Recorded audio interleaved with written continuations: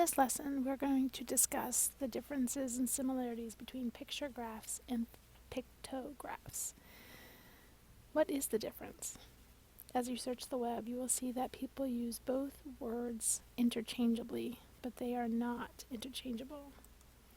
According to the Department of Education, this is what a picture graph looks like, and this is what a pictograph looks like. Take a moment to notice the similarities and the differences.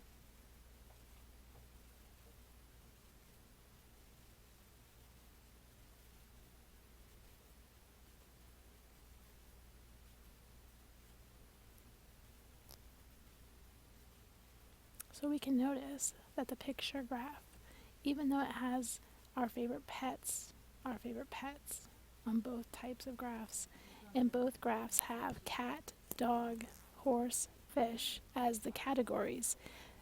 One huge difference is that on a picture graph, we see 2 cats, we see a dog, we see 4 horses, and we see 3 fish. Where on a pictograph, we see a sun that represents all of the same animals on the pictograph. We will also notice that on the pictograph, there is an addition of a key that tells us that a sun is equal to 1 student. So there are 2 students who have a cat, and 1 student has a dog, which is the same as this graph, except this has pictures representing each animal. These are important differences and similarities to think about. Here is a set of bug data that I would like you to interpret and create a graph on this side of the screen.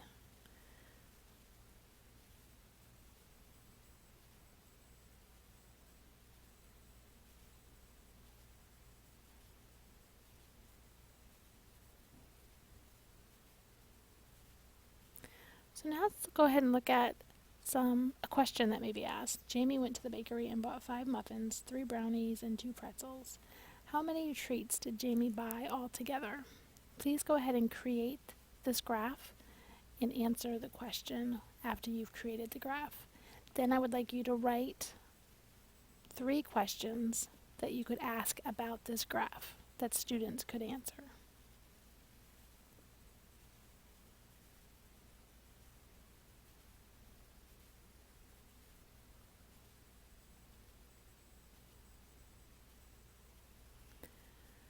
Okay, so let's look at this next example of a fruit basket. You'll see that I've already taken the data and put it into a tally chart so that you can see how many of each fruit were chosen in the fruit basket. If you would please explain in the question box, which type of graph do you think would be best to display this data? Then you will go ahead and explain why you chose that type of graph.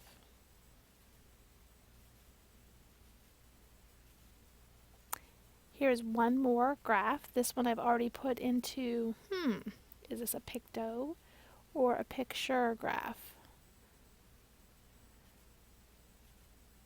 It's a picture graph. So since it has a different animal representing each animal on the farm, there's a goat picture and a cow picture, chicken picture, horse picture, and a pig picture. I would like to know how you would take this picture graph and make it into a pictograph.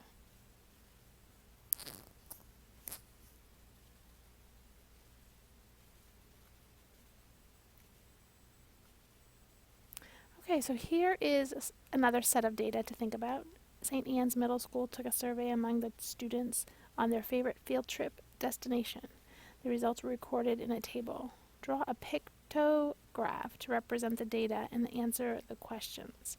Why do you feel that a pictograph would be a better use of data in this situation? Go ahead and sketch that pictograph right here in this empty space.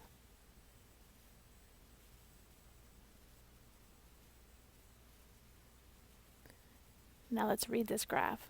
Do you think this is a pictograph or a picture graph? I'm hoping you said it was a pictograph. You'll notice that there's the same green car represented on each of these family names. And you can also see there's a key at the bottom. And I know the car represents 100 miles. I also see that some of the cars are split in half. So if I was to ask questions about this graph, I would have to be very careful in my answer to make sure that I'm using the key and looking at the half cars. Please, in this space, write 3 questions that you can ask a student to answer about this graph.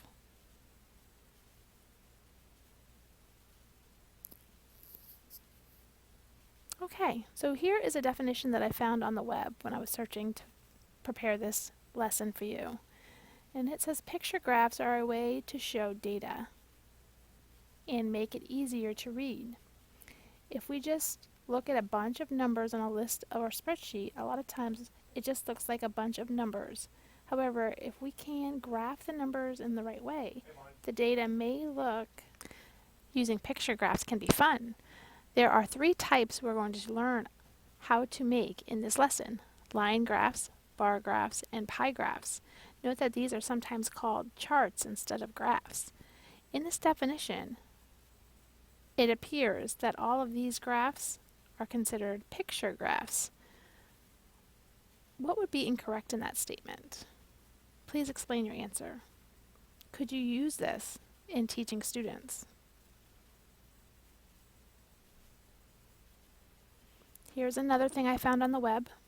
I found this lesson. I didn't print the whole lesson, I just did this first part. Read through it and tell me in the box provided whether you feel like this would be a good lesson to teach about picture graphs.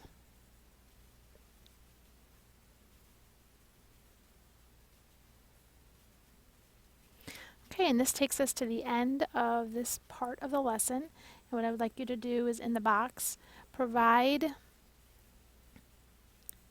an explanation as to whether or not you think your teachers may have the words picture and pictographs confused, and provide some details as to how you would help support teachers in learning these graphs better.